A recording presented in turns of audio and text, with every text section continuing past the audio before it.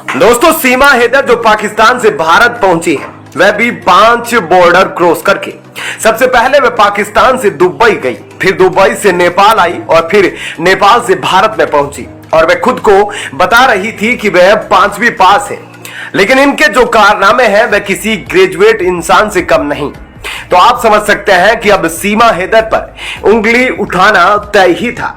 और एटीएस ने आज तीसरे दिन भी जांच करी और तीसरे दिन की जांच के बाद एटीएस ने क्या क्या प्रश्न सीमा हैदर से पूछे वह तो हम आपको आगे बताएंगे, लेकिन सबसे पहले आप यह कमेंट करके बताइएगा कि आपकी राय में क्या लगता है कि क्या सीमा हैदर एक निर्दोष सीधी साधी लड़की है जो भारत आई है अपने प्रेमी के चक्कर में, या फिर वह एक जासूस के तौर पर भारत आई है? क्या लगता है आपको? कमेंट करके जरूर बताइएगा।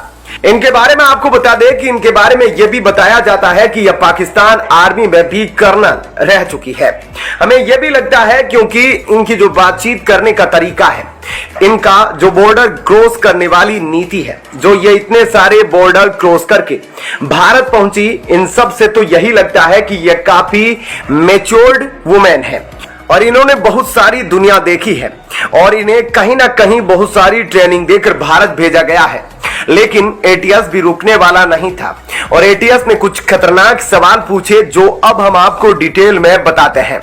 सबसे पहले तो एटीएस ने इनसे पूछा कि भारत और पाकिस्तान में हमेशा से विवाद रहता है, खासकर टेररिस्ट गतिविधियों को लेकर, फिर भी आप भारत कैसे आ सकती है प्यार के चक्कर में? तो इन्होंने जवाब दिया कि सर, प्यार अंधा होता है और कब किससे हो जाए यह कोई नहीं जानता। तो दोस्तों, आप समझ सकते हैं कि इनकी जो बात थी वह इमोशनल अटैचमेंट से जुड़ी हुई थी, लेकिन कानून रुकने वाला नहीं है, कानून ही अंधा होता है। जिस तरह से इन्होंने बताया कि प्यार अंधा होता है तो कानून भी अंधा होता है, तो पहले प्रश्न से ही एटीएस को और भी ज्यादा संदेह होने लगा। इसके बाद एटीएस ने पूछा कि भारतीय सिम दिलवाने में किसने उसकी मदद की, जिस पर सीमा हैदर ने बताया कि जब वह भारत आने से पहले आलोक से मिली थी तो उस दौरान आलोक ने उनको भारतीय सिम दी थी। इसके बाद उनसे सवाल किया गया कि भारत पहुंचने में किन लोगों ने मदद की है।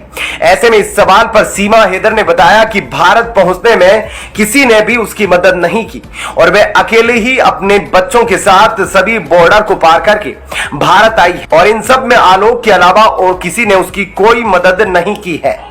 इसके बाद जब उससे पूछा गया कि 3 मोबाइल और 5 सिम उनके पास कैसे आए, तो उन्होंने इसके बारे में थोड़ा घुमा फिरा कर जवाब दिया। उन्होंने इस बात पर साफ साफ मना कर दिया और कहा कि उनके पास सिर्फ एक ही मोबाइल है और पाकिस्तान का सिम था और यहां आकर उन्होंने भारत का सिम लिया है। इसके अलावा उनके पास कोई भी मोबाइल या सिम कार्ड नहीं है। और आखिर में जब उनसे यह सवाल किया गया कि उन्होंने इस्तेमाल के बाद मोबाइल क्यों तोड़ दिया, तो ऐसे में उन्होंने जवाब दिया कि वह पाकिस्तान से जो मोबाइल और सिम अपने साथ लाई थी वह उन्होंने तोड़ दिया क्योंकि वह वापस पाकिस्तान नहीं जाना चाहती थी और भारत में आकर उन्होंने नया मोबाइल और सिम लिया क्योंकि अब वे भारत में ही आलोक के साथ रहना चाहती है। तो ऐसा उन्होंने अपनी सुरक्षा के लिए किया है ताकि उन्हें वापस पाकिस्तान ना भेज दिया जाए।